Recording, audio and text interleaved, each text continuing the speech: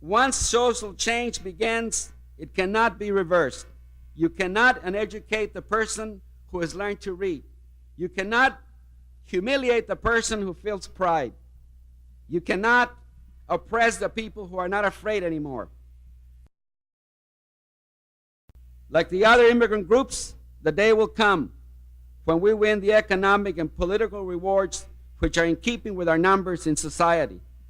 The day will come when the politicians will do the right thing for our people out of political necessity and not out of charity or idealism.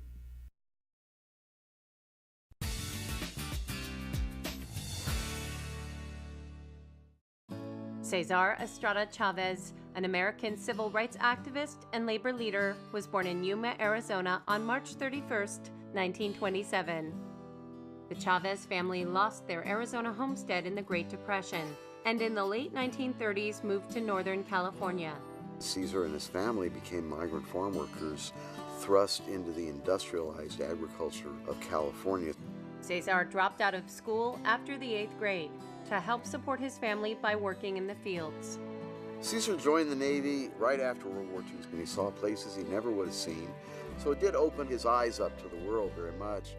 After the Navy, Chavez returned to the fields and became a grassroots organizer for a Latino civil rights group. He then left the group and formed the National Farm Workers Association, now known as the United Farm Workers of America, with the goal of unionizing farm workers. Cesar believed that the movement he founded had to be more than just a union that was solely concerned with improving wages, hours, and working conditions, although the UFW certainly did that. But it also needed to address the crippling dilemmas that farm workers face in the community after they came home from work. Most people were poor. They didn't have access to good housing or health care or education.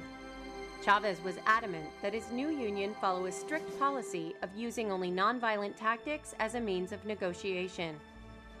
While the organization was still in its infancy, UFW embarked upon one of the most influential boycotts in U.S. history, the boycott of all California table grapes. The grape boycott really took off in '68.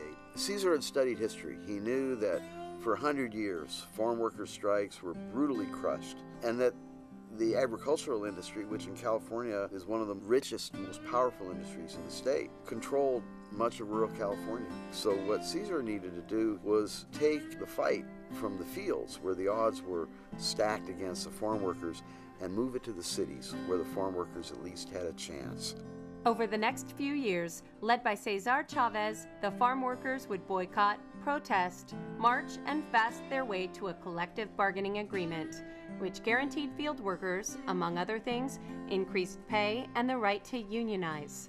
He was responsible for a lot of the labor codes that we see today, the protections, the benefits, but the basic right to organize and affiliate. As the head of the United Farm Workers of America, labor rights was not the only cause championed by Chavez. Cesar's commitment to social justice went far beyond the farm workers. In the 1960s, he was a strong and vocal opponent of the Vietnam War. In the 1970s, Cesar was an early and vocal supporter of gay rights. Also not a popular position, especially at that time, among his own constituency. Cesar Chavez died in his sleep on April 23, 1993. He was survived by his wife Helen, their 8 children, and 31 grandchildren. In 1994, he was posthumously awarded the Presidential Medal of Freedom by President Bill Clinton. In 1975, there was a reporter with a national news magazine following Cesar around for several days, rallies, marches, picket lines. And in an interview, she asked him, what accounts for all the affection and respect that farm workers show you in public? And Cesar paused for a moment, and then he smiled his easy smile, and he said, the feeling is mutual.